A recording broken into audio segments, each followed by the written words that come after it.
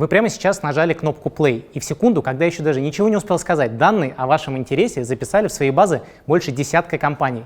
Это ваш провайдер интернета, ваш браузер, все приложения к нему, еще 6 компаний, с которыми делится данными сайт TED.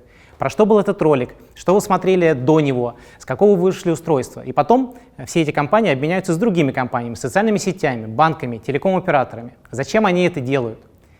Дело в том, что после этого ролика, я надеюсь, мне удастся вас так увлечь, что не во время, вы зайдете на любимый сайт с мемами или новостями, и пока загружается сайт или приложение, в первые 60 миллисекунд, это быстрее, чем моргает глаз, 30 роботов будут соревноваться за показом подходящей рекламы. Чтобы решить, что вам показать и сколько заплатить, они будут использовать те самые собранные данные. В торги включится и ваш банк, ваш сотовый оператор, даже ваш доставщик еды. Возможно, вы клюнете, нажмете на баннер и купите новые кроссовки или авиабилет. И тогда самый успешный робот получит награду за это. Так работает этот бизнес, так работает рекламный рынок. Этой системе больше 15 лет. И она питает собой этот рынок размером в $500 миллиона. Знаете, в чем здесь главная проблема? У вас никто не спросил разрешения, с вами никто не поделился. И я расскажу вам, почему этой полутриллионной индустрии скоро конец, и что лично вам с этим делать. Сам я 8 лет занимался сбором данных. Я сделал стартап сегмента, который основал, затем продал крупнейшему банку в нашей стране. Мы дошли до выручки в $1 миллиард в год. И все это с помощью ваших данных. Каждый день мы собирали то, на какие сайты вы ходите, о чем эти сайты, о чем эти приложения. Мы превращали это знание в таргетинг, за который нам платили рекламодатели. И ни один день за эти 8 лет я не задумывался о том, этично ли это по отношению к вам. Однажды я даже сказал на одной большой конференции фразу, за которую мне стыдно до сих пор. Приватность — это новая роскошь. Я вообще не представлял, что мир так сильно изменится. Март 2018 года, запомните эту дату. Это момент, когда скандал с утечкой данных из Фейсбука для влияния на избирателей стал публичным. О нас собирают все, что мы лайкаем, нами манипулируют. И следующие 3 года изменили все.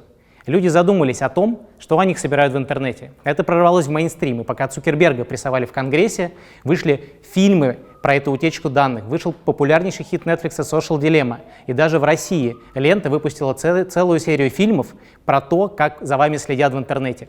А книгу «Капитализм слежки» порекомендовал в своей ежегодной рекомендации Барак Обама. И теперь в Британии половина клиентов говорит, что они не хотят покупать у компаний, которые не способны обеспечить приватность их данных. А правительства в Европе приняли законы, и к ним присоединились Калифорния, которые ограничивают сбор данных пользователей.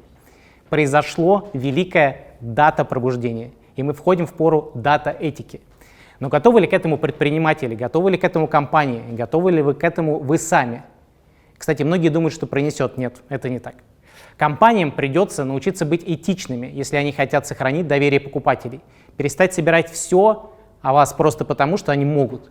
Бизнес должен будет спрашивать разрешение клиента на каждое движение по сбору данных, давать ему скидки в обмен на данные, объяснять, для чего собраны эти данные, делиться с пользователем частью той маржи, которую он на нем заработал. Это будет справедливый обмен. Сейчас единицы готовы на это, но это станет правилом. И будет круто делать продукты, которые не собирают о вас никаких данных и которые этичны. Аналитикам, которые работают в этих компаниях, придется учиться думать и работать по-новому. Уйдет в прошлое привычка собирать больше, еще больше. Больше придется заниматься собственным продуктом и опытом пользователя с ним. И все менее достойной будет считаться работа с персональными данными людей в любом виде. Скорее всего, данные даже не будут храниться внутри компании. Индустрия повзрослеет, и в ней появятся новые принципы. Ну а вам, пользователям, придется платить за то, что вы привыкли получать бесплатно. Если за вами нельзя следить, если нельзя заработать на таргетированной рекламе, то придется другим способом заработать деньги, то есть продать вам контент, игру или сервис. Дата-этика работает в обе стороны и будет честным платить за то, что вы цените, и тем, кого вы цените. Но что еще важнее всего, вам важно будет стать разборчивыми, читать внимательно условия соглашения с компаниями. Мы так долго учились сортировать мусор, обходиться без пластика, потому что так правильнее, выбирать компании, которые не загрязняют, не уничтожают мир вокруг себя. Так и здесь также. Начните выбирать те компании, которые этичны с вашими данными, которые их не собирают тайком от вас, которые честны с вами.